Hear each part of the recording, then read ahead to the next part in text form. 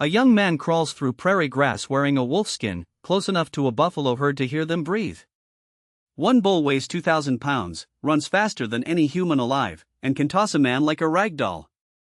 The hunter's weapons, patience, a disguise, and knowledge passed down for 300 generations. In the next hour, he and his people will bring down more meat than a modern hunting party takes in a season, without a single horse, without a single gun. Because everything you picture about buffalo hunting, the galloping riders and streaming feathers, is the last 150 years. This is the other 10,000. Understand the animal first, because respect is due. The plains bison is the largest land animal in North America, bulls to 2,000 pounds, shoulders like a wall, horns that gut grizzlies. It sprints at 35 miles an hour, a racehorse pace, turns faster than a horse, swims rivers, shrugs off blizzards that kill cattle by the thousand.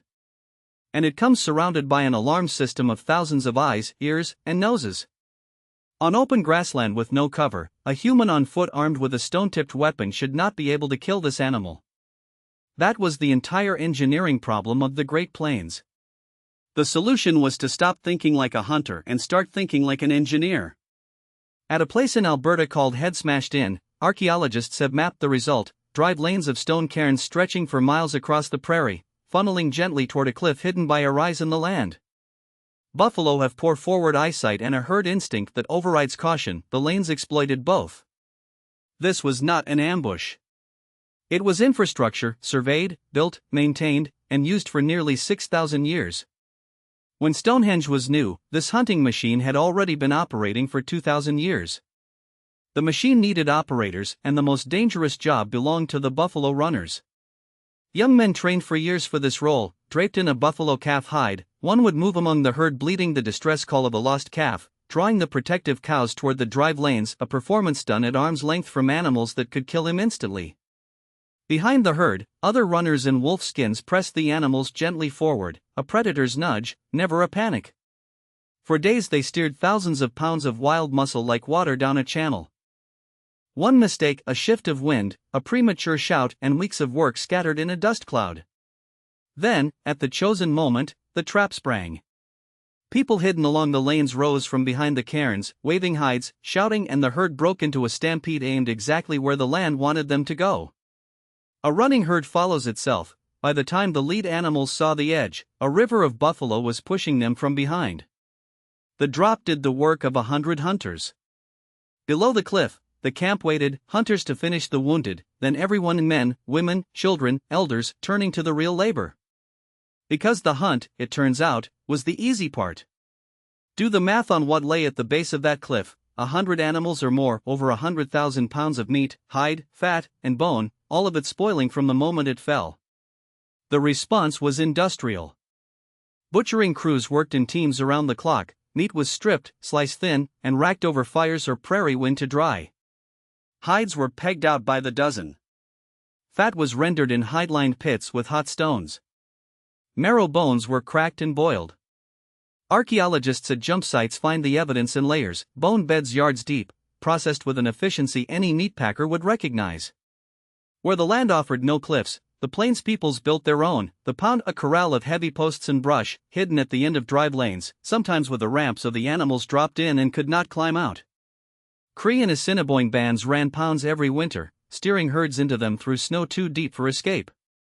A good pound was run by a specialist, a pound maker, a title of enormous prestige. One Cree chief carried it as his name into the history books. Think about the confidence of it, a species that outweighs you 10 to 1, and you build a box for it. Winter, in fact, was the on-foot hunter's secret season. Deep snow that starved wolves became a weapon. Hunters on snowshoes glided over drifts that buffalo punched through and wallowed in, chest deep and helpless. A man who could barely have approached the herd in summer could walk alongside a floundering bull in January and place a lance with care.